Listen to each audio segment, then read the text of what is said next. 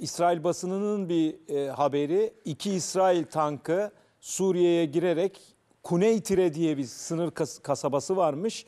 Onun yakınlarına konuşlanmış.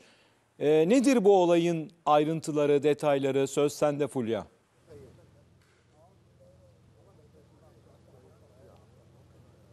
Çok teşekkürler. Şimdi şöyle, Arap medyasında da yer almaya başladı. Aslında akşamın en sıcak gelişmesi buydu. Şöyle söylendi. İsrail ordusuna ait 2 tank Suriye'yi ayıran sınır hattını geçerek Kuneytra valiliğinin güney kırsalındaki Kudna köyünde konuşlanıyor şeklinde 2 tankın aslında görseli de paylaşıldı. Şimdi çok sıcak bir gelişme tabii bu, ama en son Arap medyasındaki açıklama kısa bir açıklamaya yer verildi. Detaylar henüz çok netlik kazanmadı ama 2 tanktan söz ediliyor. İsrail ordusuna ait 2 tank Suriye'yi ayıran sınır hattını geçerek Kuneytra valiliğinin güney kırsalındaki Kudna köyünde konuşlanıyor şeklinde Arap medyasında da bu haber yer aldı. Aslında bir yandan biz hani Lübnan hattını takip ediyoruz. Başkent Beyrut'taki gelişmeleri takip ediyorken bu açıklamanın yer alması gerçekten dikkat çekici, bu haberlerin çıkması. Ve hatta yani 2 tank görseli paylaşıldı bu arada. Az önce görseller dedim size ama Arap medyasında yer alan bir takım görseller var. Hani bunu arşiv mi yoksa yeni bir aslında aldıkları görüntü mü bilmiyorum ama medyada, Arap medyasında bir takım görseller paylaşıldı. 2 tankın konuşlandığına dair bir görüntü var, bir fotoğraf var. Arşiv de olabilir bu. Bunun da altını çizmiş olayım. Tek kısa bir bilgi var. Daha henüz bir net detay yok. 2 İsrail tankının Suriye'ye girerek sınır kasabasında konuşlandığına dair bir bilgi. Yani açıkçası bir yandan yine Suriye TV kaynaklarında da bir takım haberlere yer verildi. Şöyle söylendi. Yine İsrail'e ait 2 tankın Golan tepelerinden Suriye topraklarına doğru girdiği yazıldı ve yine o 2 tankın orada konuşlandığına yer verildi. Yine Suriye medyasında yer alan bir açıklama şu şekilde yer aldı. İsrail'e ait zırhlı araçların Suriye'de Kuneytra'nın Alaşa köyüne girdiği söylendi. Bariyerler kurarak konuşlandığı ve yine girdikleri yerlerde ormanları buldozerlerle yerle bir ettiği, meyve ağaçlarını sökerek bu tankların içeriye doğru girip bölgeye de zarar verdiğine dair Suriye televizyonlarında da bu şekilde detaylar paylaşıldı. Yani şu an için son bilgiler bu yönde, Arap medyasında yer alan hem de Suriye televizyonlarında yer alan 2 tankın Golan Tepeleri üzerinden Suriye'ye geçtiği ve güney kırsalındaki Kudna köyünde konuşlandığı şu an paylaşılıyor. Fulya teşekkürler. Peki bu ne demek ya? 2 tankla, yani şöyle bir şey diyemeyiz herhalde değil mi askeri olarak? İsrail Suriye'ye kara harekatı yapıyor falan. Yok, diyemeyiz Ahmet Bey. Yani Niye? Peki 2 tankla ne yapacak? benim anlamadığım taraf o. Yani ya terk edilmiş bir köy. Çünkü Golan yüksek hakim bir bölge. Ve o aşağıya doğru da bir hakimiyet sağlıyor. Zaten İsrail'in o bölgeyi işgal nedeni de bu. Yani Burası İsrail işgali altında bir yer mi Kuneytre? Golan İsrail işgali altında. Golan nerede? Golan'ı göster. Golan hemen şurası, işte şu bölge. Biz az önce inceledik nereden girmiş olabilir diye. Golan'ın tam orta kesiminden direkt Suriye topraklarına, işgalin dışındaki topraklara bir köye giriyor. Tamam. Şimdi işgal ettiği yer şurada Golan Tepeleri. Evet. Onu aşan bir hareket yapıyor. Aşarak Suriye köyüne 2 tankı gönderiyor. Peki 2 tank ne yapar? İşte Ahmet Bey, tuhaf olan tarafı o. Yani böyle bir askeri manevra yok. Böyle bir taktik tertiplenme de yok. Acaba diyorum köy terk edilmiş. Yani sırf Suriye'ye girmiş olmak için veya bir mesaj vermek adına mı böyle bir sembolik mi? Sembolik mi? Mümkün değil, girmez. Girmiş abi 2 tank. Ama zaten lokal bir müdahaledir orada. Çünkü o gizli anlaşmaların içinde 7-8 Arap ülkesinin onayı var olaya.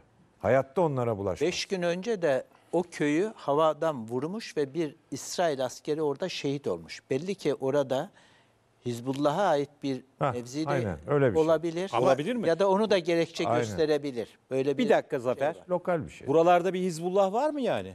Ahmet Bey o kadar çok yer vurdu ki Hizbullah iddiasıyla burayı vurdu. Birin üzerine bir 4 asker daha şehit oldu aynı yerde. Yani hayatını kaybetti Suriye'de. Sivil vatandaşlar yaralandı aynı bölgede. Ardından Tartus, Laskiye, Hama, Humus ve en son Şam'ı vurdu. Onur ne diyorsun tam bir daha anlamadım. Zafer? Şimdi o bölgenin özelliği şu, İsrail yakın döneme kadar su ihtiyacının %15'ini işgal ettiği Golan'dan karşılıyordu. Şuradan yani. Evet, Golan tepelerinde bir bölgesinden karşılıyor. Su orada.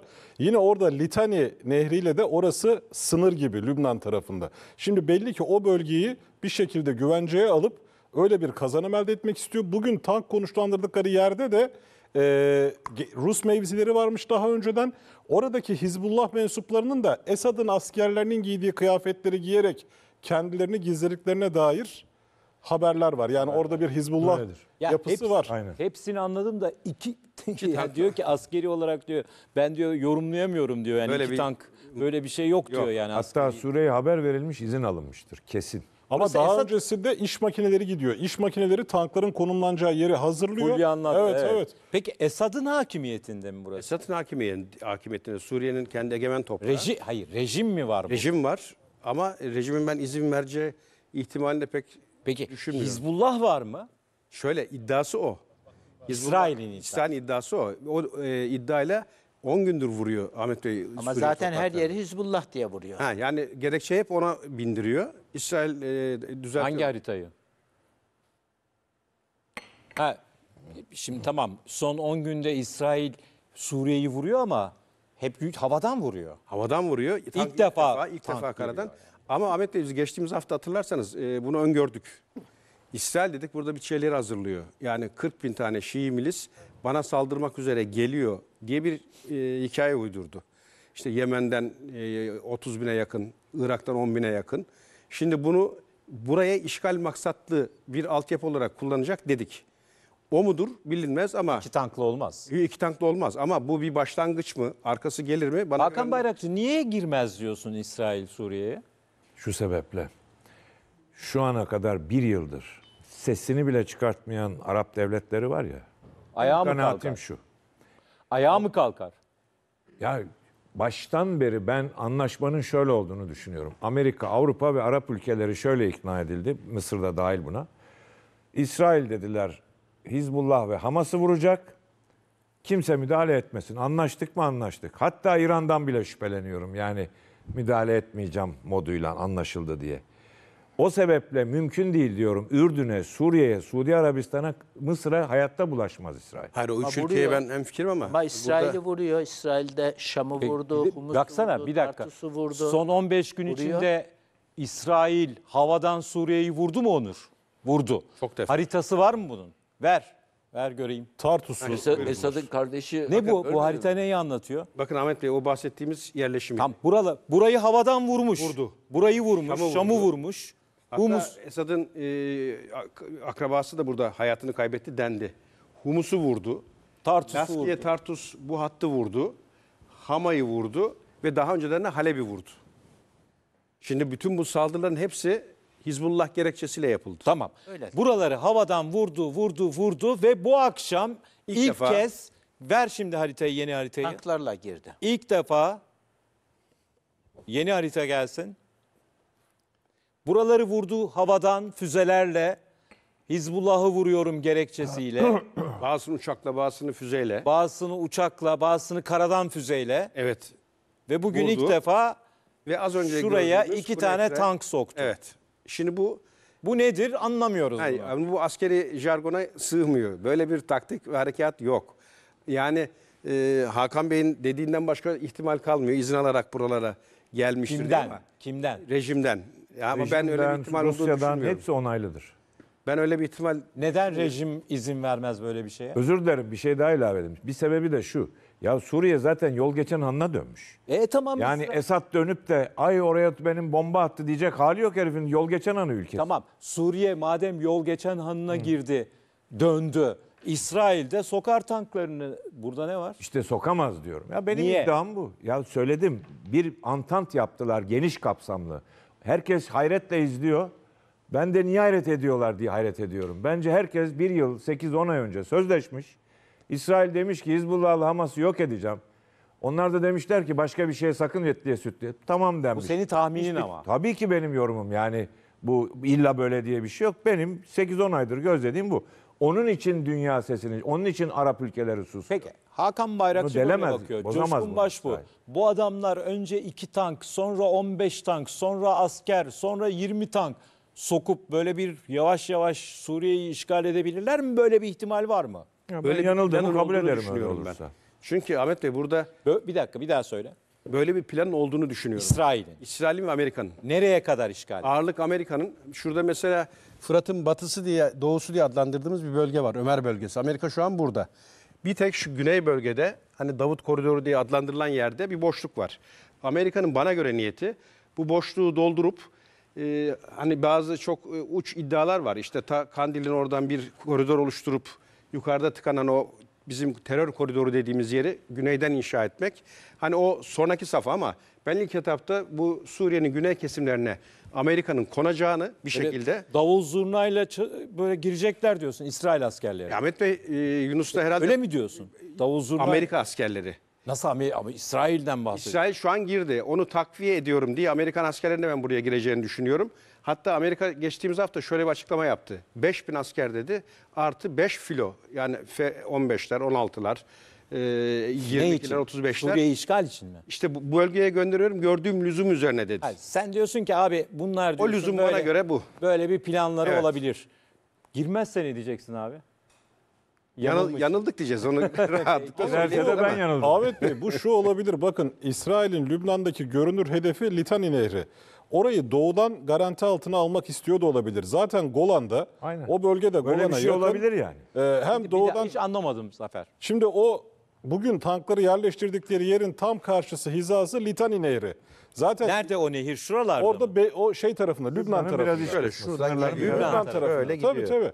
Yani orada onlar Golan tepelerindeki, Şöyle bir- evet, zaten Golan tepelerinde var İsrail. Orayı Yani sağlama şöyle alıyor. bir güvenlik koridoru. Tabii doğudan da oraya, o Litani bölgesine. Ya Zafer sen şunu mu diyorsun? Böyle Coşkun Başbuğ'un dediği gibi çok kocaman tanklarla bilmem ne. Ben evet öyle olduğunu düşünmüyorum. Sen şurada bir güvenli koridor oluşturmaya Evet, çalıştığını. evet. Hem Litani'yi orada ilerlemeyi düşündüğü bölgeyi garantiye alacak. Zaten denizden bir tehdit kalmadı. Denizden de orayı abluka Buradan altına bir alıyor. tehdit var mı İsrail'e?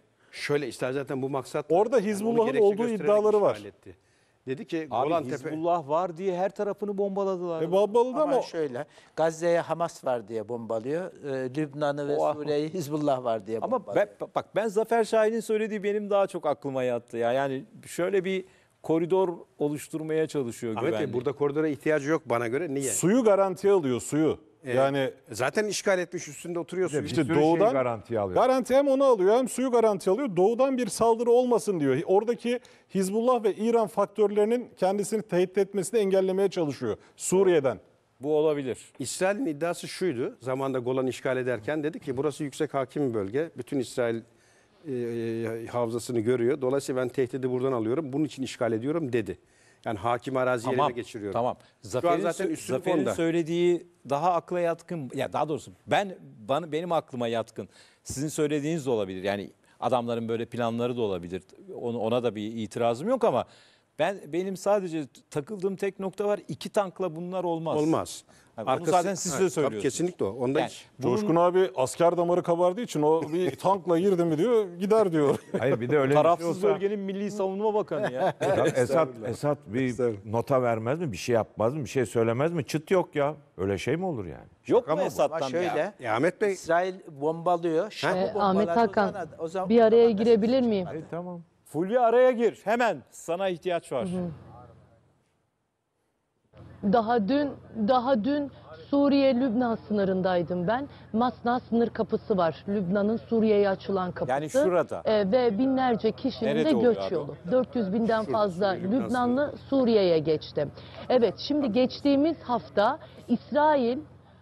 Masna sınır kapısı çevresini, tam da Suriye tarafını aslında, Lübnan tarafını değil de Suriye tarafını bombaladı. Ve 4 metre derinliğinde bir krater oluştu orada. Ve yaptıkları saldırıya gerekçe olarak da İsrail şunu söyledi. Yani Suriye'yi de bombalıyor ya zaten, işte daha geçen hafta Suriye tarafına Masna sınır kapısı çevresini vurdu. Ve dediler ki Suriye'den Hizbullah'a giden silahlar var bu hat üzerinde ve orada biz tünel tespit ettik. Bu yüzden vurduk.